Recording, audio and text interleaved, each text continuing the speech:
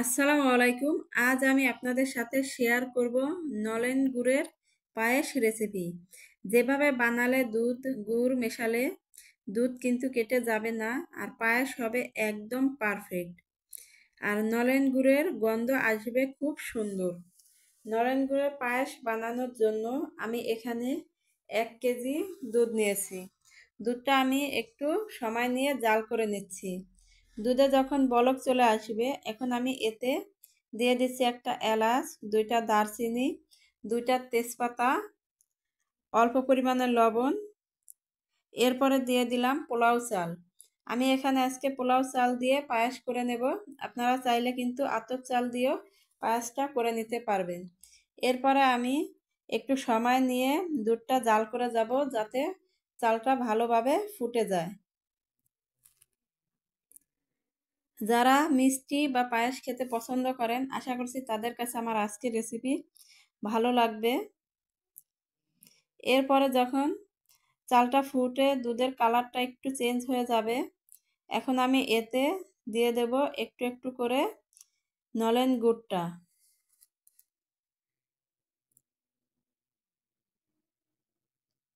মিষ্টিটা আমি আমার অনুযায়ী দিয়েছি, আপনারা কিন্তু আপনাদের অনুযায়ী মিষ্টি কম বা বেশি করে দিতে পারবেন। এরপরে পায়েসটা আমি একটু সময় নিয়ে জাল করে নেব। পায়েসটা যত সময় নিয়ে জাল করা হবে, পায়েসের টেস্টটা কিন্তু অতই মজার হবে।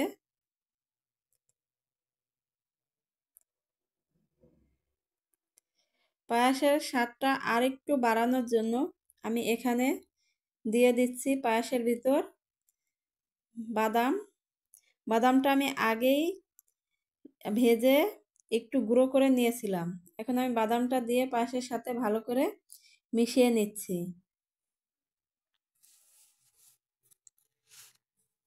রান্নাটা আমার প্রায় শেষের দিকে। নলেন গুড় বা খেজুরের গুড়ের পায়েসটা আমার হয়ে গেছে। আশা করছি আমার রেসিপিটি আজকে আপনাদের কাছে ভালো লেগেছে। এখন আমি গরম গরমে পরিবেশন করে নিচ্ছি। আর একটু সুন্দরের জন্য আমি উপর থেকে কিছুটা বাদাম দিয়ে দিচ্ছি। হয়ে গেছে আমার আজকের খুবই অল্প সময়ের মধ্যে দুর্দান্ত স্বাদের নলেন গুড়ের পায়েস। রেসিপিটা যদি ভালো লেগে থাকে তাহলে ফ্রেন্ড অ্যান্ড ফ্যামিলির সাথে অবশ্যই শেয়ার করবেন এবং একবার হলেও বাসায় ট্রাই করবেন। আর কে কোথা থেকে দেখছেন অবশ্যই কিন্তু আমাকে কমেন্ট করে জানিয়ে দেবেন, যাতে আমি আপনাদের ধন্যবাদ জানাতে পারি। আল্লাহ হাফেজ।